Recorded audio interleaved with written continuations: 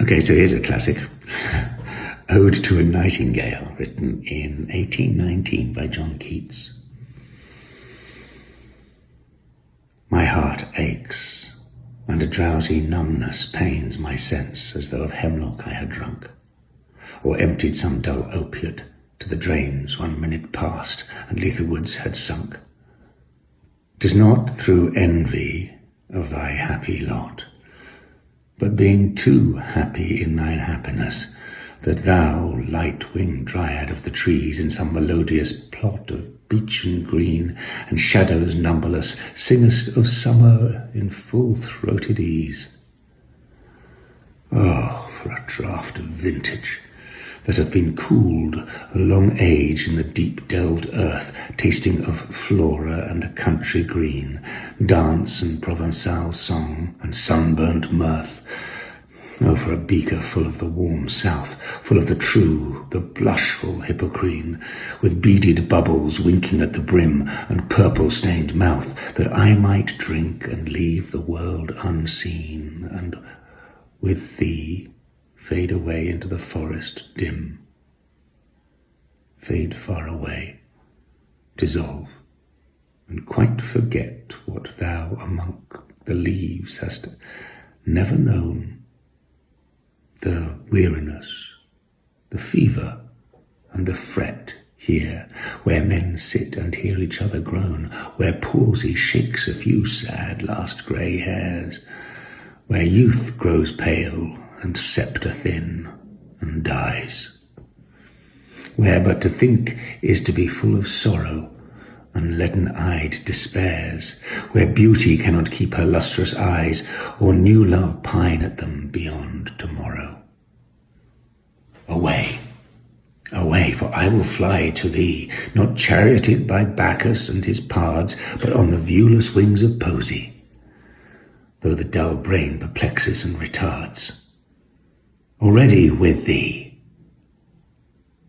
Tender is the night, and haply the queen moon is on her throne, clustered around by all her starry fays. But here there is no light, save what from heaven is with the breezes blown through verdurous glooms and winding mossy ways. I cannot see what flowers are at my feet, nor what soft incense hangs upon the boughs, but in embalmed darkness guess each sweet wherewith the seasonable month endows the grass, the thicket, and the fruit tree wild, white hawthorn and the pastoral eglantine, fast fading violets covered up in leaves, and mid-May's eldest child, the coming musk-rose full of dewy wine, the murmurous haunt of flies on summer eves. Darkling, I listen, and for many a time I have been half in love with easeful death, called him soft names in many a mused rhyme, to take into the air my quiet breath. Now, more than ever, it seems rich to die, to cease upon the midnight with no pain, while thou art pouring forth thy soul abroad in such an ecstasy. Still wouldst thou sing, and I have ears in vain, to thy high requiem become a sod. Thou wast not born for death, immortal bird. No hungry generations tread thee down. The voice I hear this passing night was heard in ancient days by emperor and clown. Perhaps the self-same song that found a path through the sad heart of Ruth, when sick for home she stood in tears amid the alien corn. The same that oft times hath charmed magic casements, opening on the foam of perilous seas in fairy lands forlorn. Forlorn.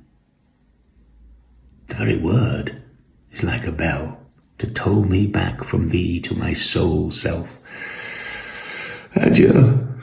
The fancy cannot cheat so well as she is fain to do, deceiving elf. Adieu, adieu. Thy plaintive anthem fades past the near meadows, over the still stream, up the hillside, and now 'tis buried deep in the next valley glades. Was it a vision, or a waking dream? Fled is that music. Do I wake or sleep?